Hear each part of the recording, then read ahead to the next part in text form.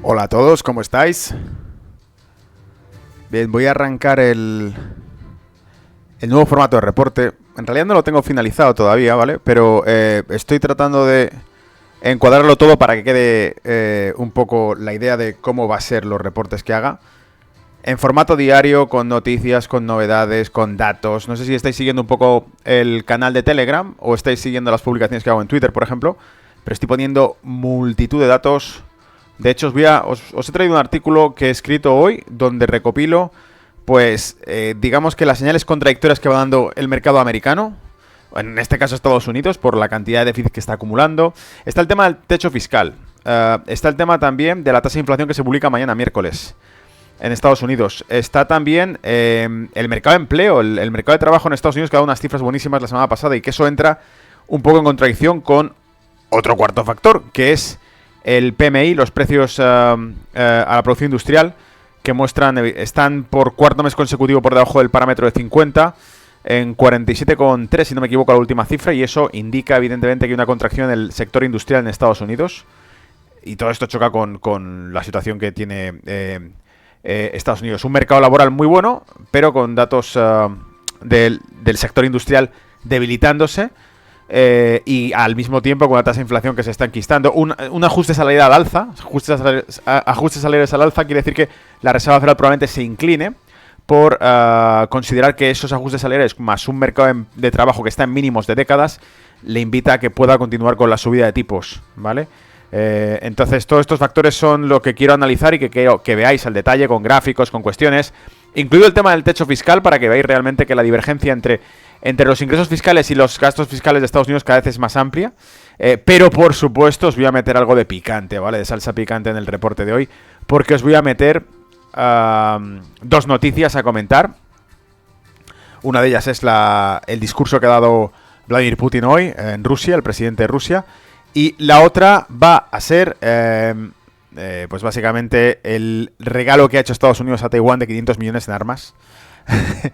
Que encienden un poco más la mecha de los acontecimientos geopolíticos que se van a ir calentando, que realmente dibujan un nuevo orden mundial que se está trazando y que en el que se incluye probablemente también un conflicto con China. Del mismo modo que se empezó a financiar a Ucrania y acabó estallando un conflicto entre Rusia y Ucrania, se está financiando a Taiwán y acabará estallando un conflicto entre Taiwán y China, en el cual Estados Unidos activará sanciones para evitar que los mercados chinos accedan a Europa, del mismo modo que evitó que los mercados de energía rusos accedan a Europa, ¿vale?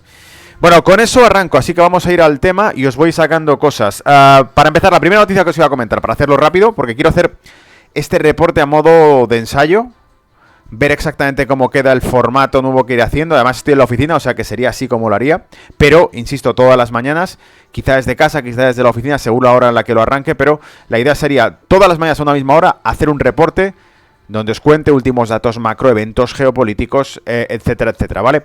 Y de nuevo, insisto, dos noticias picantes son el tema del regalo de 500 millones de dólares en armas a Taiwán, para calentar un poquito más la olla a presión que significa estar patrullando, como hace Estados Unidos desde hace años ya, ¿no? Patrullar con destructores entre Taiwán y China, para ver si se calienta un poco el tema.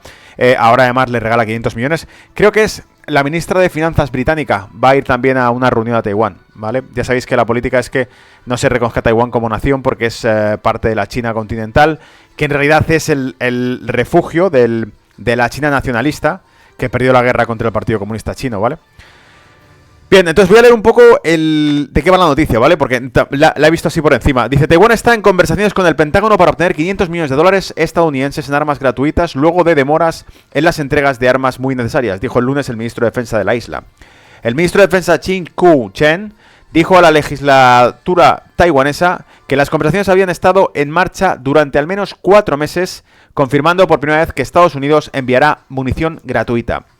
Comillas, dice, estas armas adicionales no serán entregadas en forma gratuita y no se deducirán de la lista de compras que ha sido retrasada por Estados Unidos. Nos serán entregadas, perdón, de forma gratuita.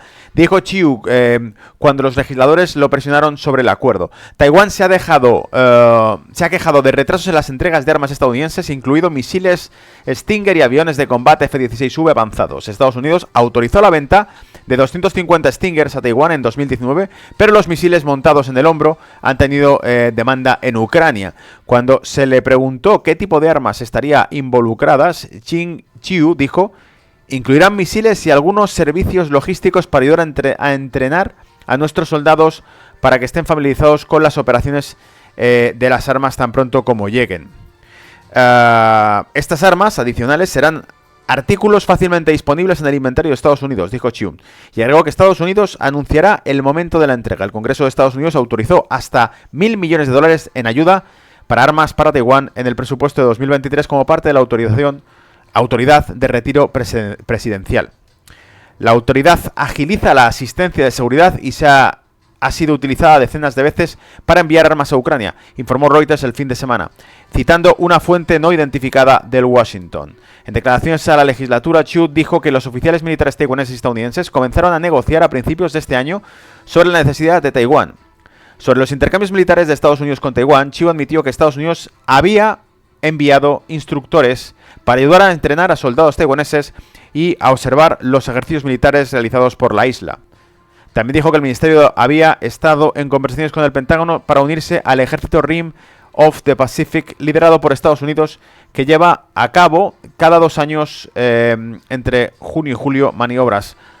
Hay algún progreso, dice, en las conversaciones, dijo Chiu, pero se negó a dar detalles. El jueves Chiu le dijo a la legislatura que las interrupciones en el suministro que habían estancado la entrega de algunos de los SS nuevos y F-16 avanzados de Taiwán tiene ordenados, pero su ministerio se aseguraría de que todos fueran entregados para 2026, también el lunes.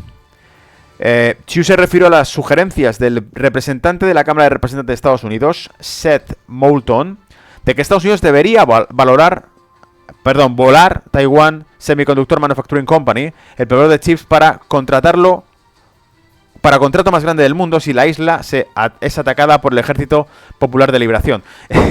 Vale, esto está mal traducido, vamos a ver qué es lo que dice en inglés, pero básicamente esta parte es muy interesante. Dice: also on Monday, Chiu addressed a U.S. House Representative Sedmon suggestions that the U.S. should blow up Taiwan Semiconductor Manufacturing Company. Vale, que Estados Unidos debería volar la fábrica de semiconductores, la más grande del mundo, de fabricación de chips del mundo, si la isla fuera atacada por el Ejército de Liberación del pueblo, ¿vale? O sea que básicamente este es uno de los riesgos principales que corre, porque ya sabéis que dispararía el mercado de los productos electrónicos, los chips y demás, los suministros que ya estaban escasos de por sí, ¿vale? ¿Qué más? Por cierto, espero que este micro se escuche bien, porque estoy utilizando por primera vez, lo he encontrado por aquí en la oficina y he conseguido conectarlo. Venga, vamos a escuchar un poco lo que ha dicho el discurso de Putin también para ver un poco cómo el mundo se pone patas arriba. Dice: las élites globalistas provocan conflictos sangrientos y golpes de Estado, ha dicho Putin. Esto ha sido publicado por Infowars también hoy, de hecho hoy, porque ha sido a raíz del discurso de hoy. Y dice: las élites occidentales han olvidado las consecuencias de las locas ambiciones de los nazis, dijo el presidente ruso Vladimir Putin durante su discurso del desfile del Día de la Victoria en la Plaza Roja de Moscú. Dice: Rusia cree que cualquier ideología de superioridad es por naturaleza repugnante, criminal y mortal, señaló el presidente. Las élites globalistas siguen insistiendo en su excepcionalismo, enfrentan a las personas entre sí, dividen a las sociedades, provocan conflictos sangrientos y golpes de Estado, siembran el odio, la rusofobia y el nacionalismo agresivo, destruyen los valores familiares tradicionales que hacen de los humanos un ser humano, dijo Putin. Vale, por aquí también sigue. Parece que han olvidado a dónde llevaron las locas ambiciones de los nazis, han olvidado quién derrotó a este monstruo y a todo mal. Refiriéndose al conflicto de Ucrania, Putin dijo que se ha desatado una verdadera guerra contra nuestra patria. Dijo: pero resistimos el terrorismo internacional. También defenderemos a los residentes de Donbass y garantizaremos nuestra seguridad. Fíjate, el discurso es súper épico, ¿vale? Repartiendo a todo lo que se pueda repartir, tocando el tema de Ucrania, justificando la guerra de Ucrania, pero también atacando a las élites internacionales que cree que están bloqueando a la nación rusa en todos los aspectos, ¿vale? El objetivo de Occidente es, dice, lograr la desintegración y destrucción de nuestro país, anular los resultados de la Segunda Guerra Mundial, romper por completo el sistema de seguridad global y el derecho internacional y estrangular cualquier centro soberano de desarrollo, insistió. Fíjate una cosa, esto es muy, muy interesante porque este coletazo final, estrangular cualquier centro soberano de desarrollo, es muy parecido al discurso que dio en 2016 Donald Trump en las Naciones... 2018 creo que fue, no me acuerdo. Sí, 2018 me parece que fue. En las Naciones Unidas, donde Donald Trump dijo que por encima de todo Estados Unidos lo que defendería es la soberanía de los pueblos, de los estados, de las naciones, ¿no? A tener su propia legitimidad, su propia soberanía. Tenemos por aquí algunas palabras también.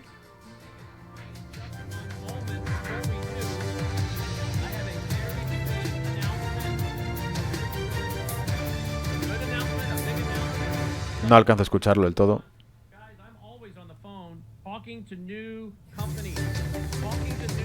Nada, probablemente lo tengo mezclado con el audio de la música, no puedo escucharlo bien, ¿vale?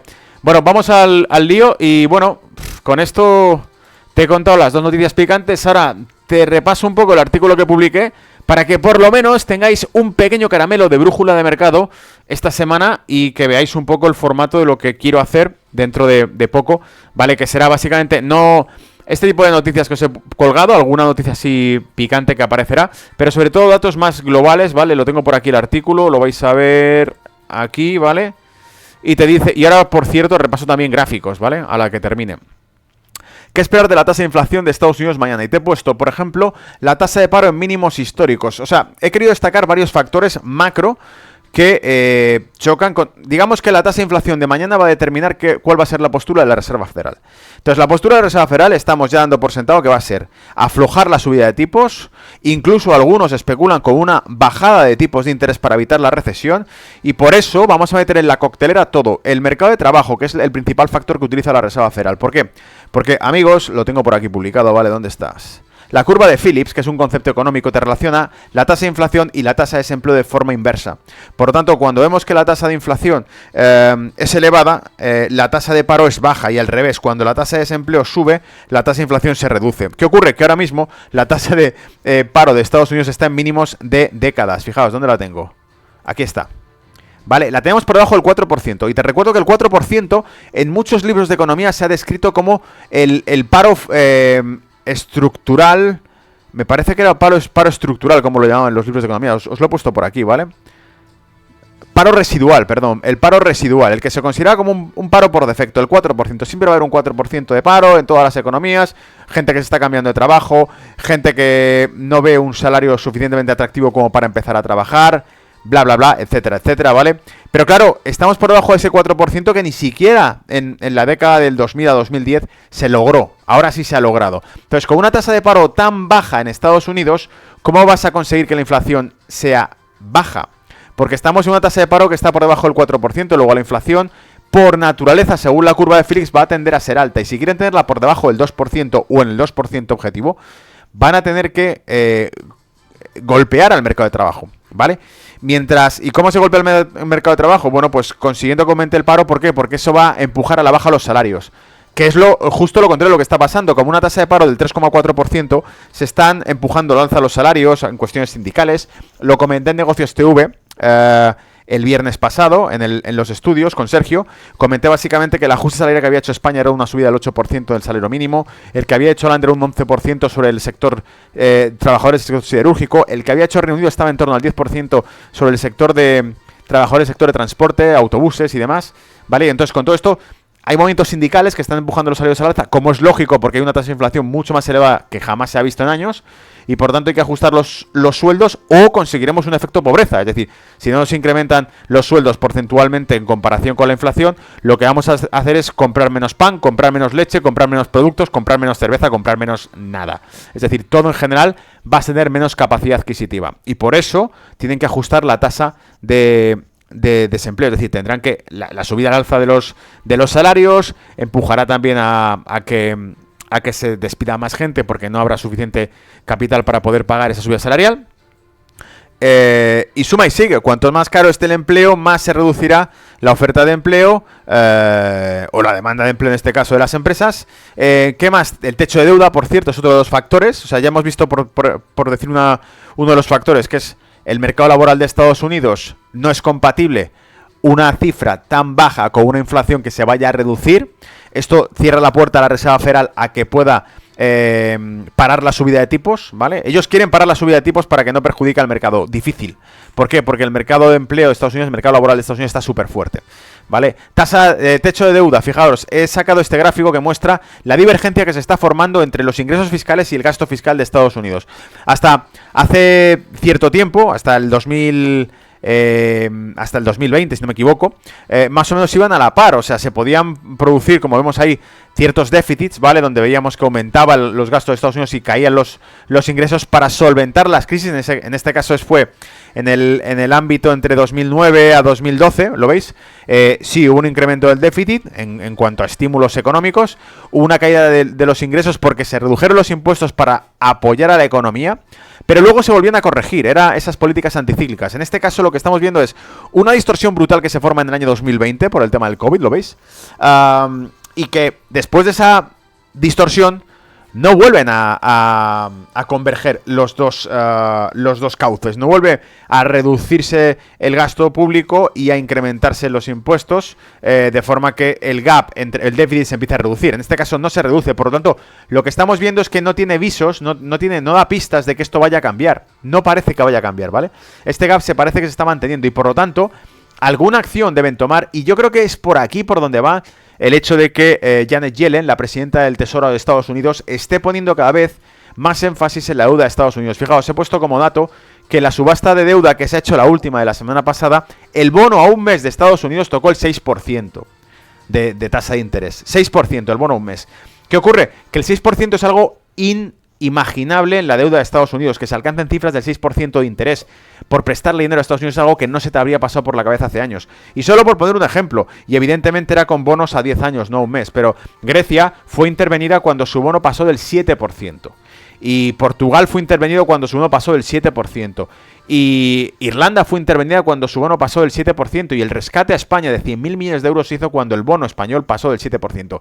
El de Estados Unidos, a corto plazo, a un mes, roza el 6%. Jamás te habrías imaginado que la primera economía del mundo coloque su deuda con una tasa de interés del 6%. Eso quiere decir que hay unos riesgos de insolvencia implícitos en el corto plazo que nadie había sido capaz de imaginar antes, ¿vale?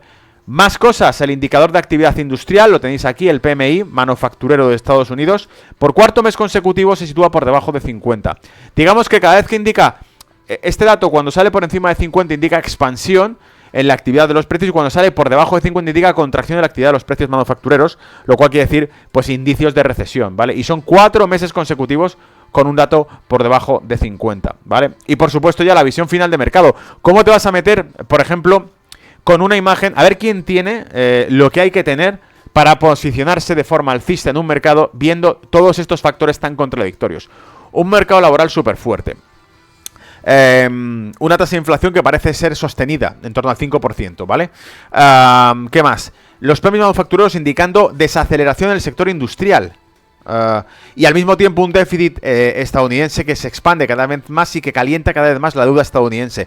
La curva de tipos de Estados Unidos invertida, el bono un mes al 6%, son múltiples factores que nos indican que hay una incertidumbre excepcional en el mercado americano y por lo tanto yo no me atrevería a tomar posiciones.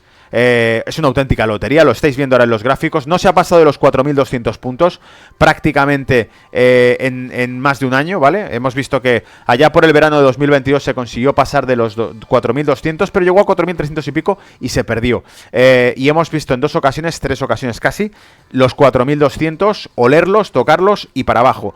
Estamos en 4.127 cuando he tomado la captura de pantalla. Eso quiere decir que para el dato de mañana probablemente podamos ver una ruptura o bien al alza o bien a la baja. Claro, si es al alza, enhorabuena, ¿no? Para el que sea alcista. Pero si es a la baja, el latigazo que va a meter esto, teniendo en cuenta que en 3 ocasiones ha llegado a los 4.200 puntos y en las 3 ha contraído, probablemente la lateralidad que estáis observando intradía en la sesión americana muestra precisamente lo que estoy viendo yo aquí en el largo plazo y que os estoy poniendo en pantalla, que es básicamente que si ese mercado no consigue superar los 4.200, solo hay otra forma de enfocarlo. Es una cuña que se va cerrando y la continuación sería volverte a los 3.600 puntos para abajo si se rompe esa tendencia alcista, ¿vale?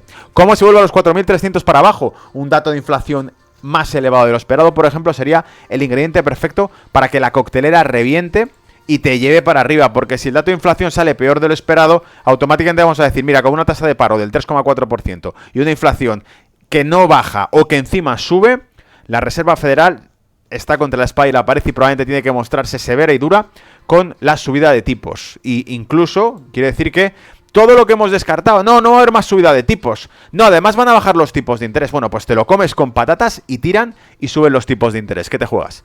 ¿Vale? Y claro, con eso te mete un batacazo el mercado que ya está descontando que no va a ocurrir nada de eso. Así que bueno, ese es un poco el escenario que preveo para lo que lleva de semana, ¿vale? Y bueno, insisto, esto era un test que estaba haciendo para ver qué tal se oye el audio, qué tal queda el vídeo, qué tal queda toda la historia. Sonido de noticias que os pongo de fondo. ¿Me callo? Se oyen las noticias, vale. Ese es el sonido de noticias que os pongo de fondo. Quiero hacerlo un formato corto, diario y con datos. Boom, boom, boom, machacando directamente lo más importante del día. Para que te lo pongas por las mañanas y vayas directamente como un tiro, sabiendo lo que ocurre con nada, con un audio que te escuches, un podcast que te escuches de Brújula Mercado, un vídeo que te pongas, sepas un poco cómo va el mercado ese día, ¿vale?